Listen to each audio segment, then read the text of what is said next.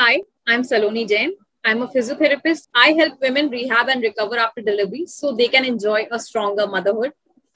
In this video, we are going to talk about scar care and its treatment, what you can do for your scar to improve its healing, what are the things that should be avoided, and a special consideration for plus size moms. The scar healing is not just physical, but also mental and emotional. So before we do any sort of exercises, it's important to acknowledge your relationship with your scar. It's important to get used to looking at it, and it is important to get used to touching the scar and the area around it. You might work with a physiotherapist or with a psychologist to help you be able to touch, look, and acknowledge your scar, which is absolutely paramount for its healing. So, why it is important is because when we have fear, our perception of pain increases. So, if we have a negative relationship with our scar, we find it disgusting or we find it painful.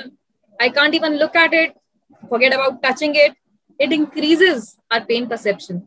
Of course, had implications for self-esteem and for your daily function, because until unless you heal your scar, it is hard to get your body back to normal the way you want it to.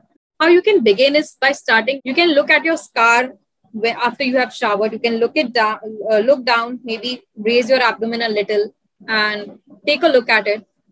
If that's too much, you can also look at your scar in the mirror, or you can take a picture of it. This is not to judge your scar or to have any emotions about it. It is just an observation. It is interesting that my scar is raised on one side and not on the other.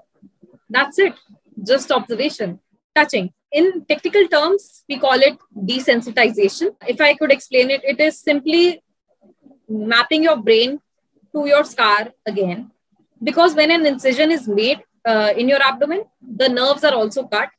That is the connection between your skin and your organs and your brain is interrupted. So during this healing, we can help your brain to reconnect with those sensations again by introducing light touch or a sharp touch, by introducing cold, or by introducing hot or warmth. This is how you can introduce warmth. You can touch the area above the scar and around it, and you can observe whether the feeling above the scar is same as the area near it. And that's how slowly your body will adapt to that sensation, and it can help in reduction of pain, and it can help in reduction of numbness. So from 0 to 6 weeks, when your scar is still healing, it is necessary that you don't disturb it, but it is also necessary that you direct its healing through movements. Here I say movements and not exercise, because when we think of exercise, we think of squatting and crunches and you getting sweaty. But these movements are gentle. They won't disturb your scar. They will help you to open your front body so you can not feel so much of adhesions in the scar. So you don't feel constricted and bent over due to your scar healing. These are movements that help you open up your front body, strengthen your back body. Your physiotherapist can prepare a program for you to have these movements in a directed manner. This is also called indirect scar massage, where you are moving or manipulating the tissues through movements and not by actually touching the tissue. 6 to 8 weeks onwards, when your doctor has given you clearance for exercise, you can start by direct scar massage, which is by touching the area above it and touching the area around it. And of course, when your scar is fully healed, you can start manipulating the scar. You can start manipulating the scar itself.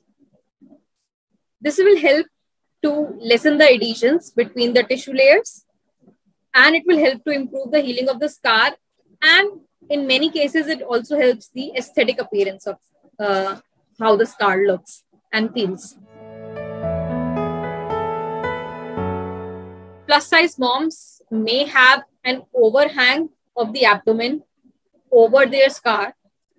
So how they can prevent infections and keep it dry and not too moist is by lifting their protruding belly gently, dabbing, not rubbing, dabbing their scar gently to remove the excess moisture. Air it out for a few minutes in a day to keep it dry and not too moist. The other thing that plus size moms can do is by placing a layer of soft absorbent material over their scar and between the two skin folds so that it will absorb the excess moisture and will not get the scar too moist. It will help to fasten the healing process and prevent any infections that they might have. Scar is part of your body. It doesn't have to be scary. It doesn't have to be disgusting. It can be just like another part of you, which needs care, which needs treatment. Scar care does not have to be complicated. It can be simplified when you work with a professional, when you work in guidance. So scar care does not have to be complicated. It does not have to be scary, and you definitely don't need to do it alone. Work with a professional. Always seek for help. If you are feeling that something is not right, advocate for yourself and seek the help that you deserve.